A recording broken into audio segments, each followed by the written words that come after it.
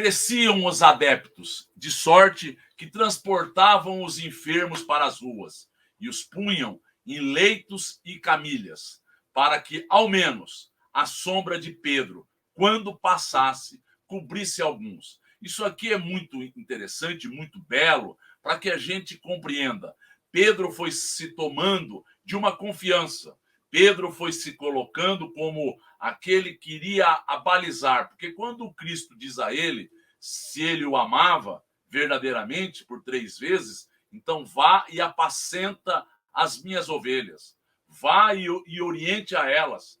Pedro, é sobre ti que vai ser assentado a igreja nascente. Então Pedro passa a ser a pedra angular do movimento cristão, do movimento que estava se iniciando. Então, ele tinha uma autoridade. Ele foi trazido pelo Cristo para que ele desse a estes discípulos esta orientação e passou a ter um poder de cura muito grande. E as pessoas, a partir daí, passavam a confiar em Pedro, passavam a solicitar a sua presença aqui e acolá, passavam a solicitar que ele pudesse trazer outros padrões, outras referências, mas fundamentalmente curasse a elas, tirando obsessões, fazendo com que as pessoas pudessem agora se restabelecer. Reuniam-se. Vamos ouvir perguntas.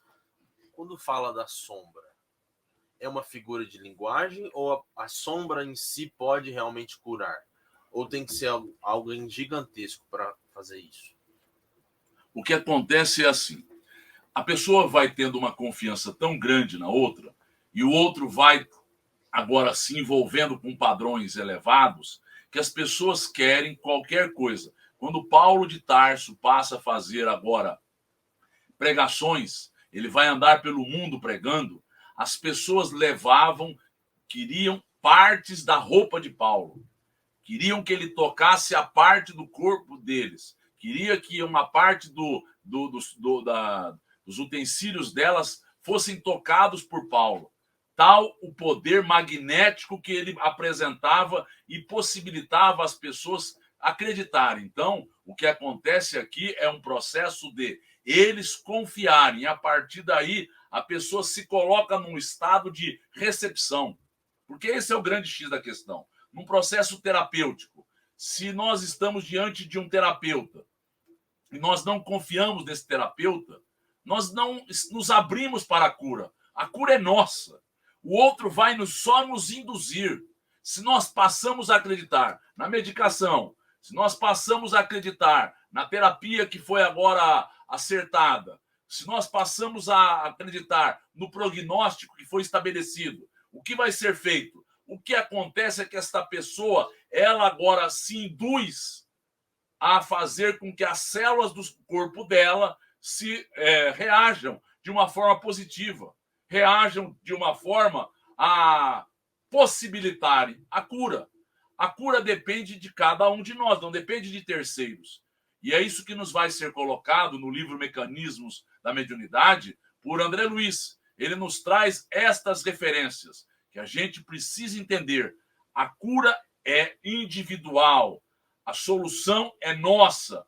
Os outros podem colaborarem, mas se eu não acreditar, se eu não me modificar, se eu não tiver verdadeiramente uma mudança de padrão íntimo, a cura real não se efetivou. Vamos ouvir perguntas. Não comparando, mas fazendo um relativizando um pouco, assim. Então, essa questão da pessoa acreditar, é por isso que, apesar de esses médiuns hoje, médicos espirituais, que de cura, tantos problemas, apesar de tantos problemas que eles têm, eles acabam curando muita gente? É isso. Muita coisa acontece nesse sentido. Primeiro, a espiritualidade se aproveita de uma mediunidade deficiente, uma mediunidade interesseira, uma mediunidade materializada, uma mediunidade muitas vezes doentia, mas a cura da pessoa se efetiva porque ela acredita, primeiro. Segundo, porque ela merece. E aí, eles se utilizam do canal que é possível.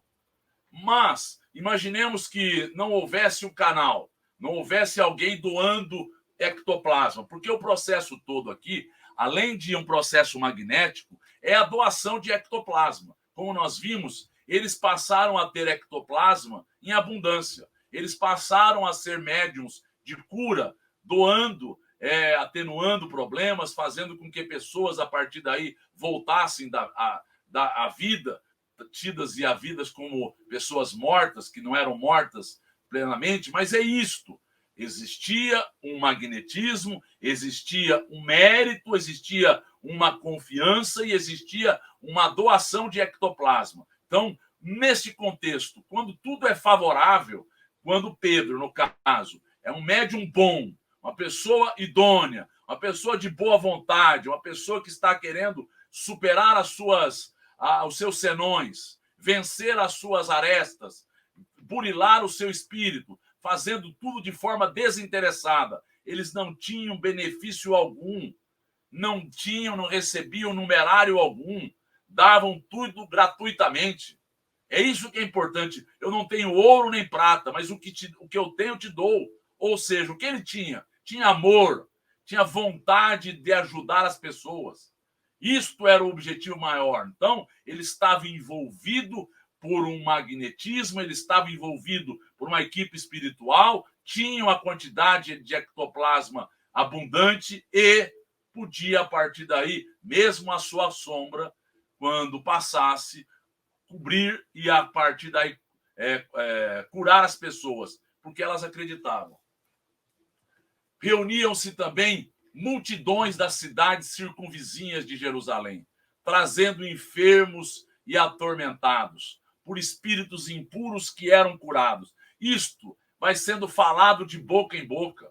Então, quando nós vemos, por exemplo, nos dias de hoje, um médium de cura, o que acontece? Uma multidão facilmente se instaura. As pessoas vão, a partir daí, falando A, B ou C, vão agora dizendo, e aquilo vai soando como miraculoso, e aquilo vai soando como algo fantástico, e aquilo vai envolvendo as comunidades, e aquilo vai fazendo com que ocorra, a partir daí, todo um processo de persuasão. As pessoas são muito influenciáveis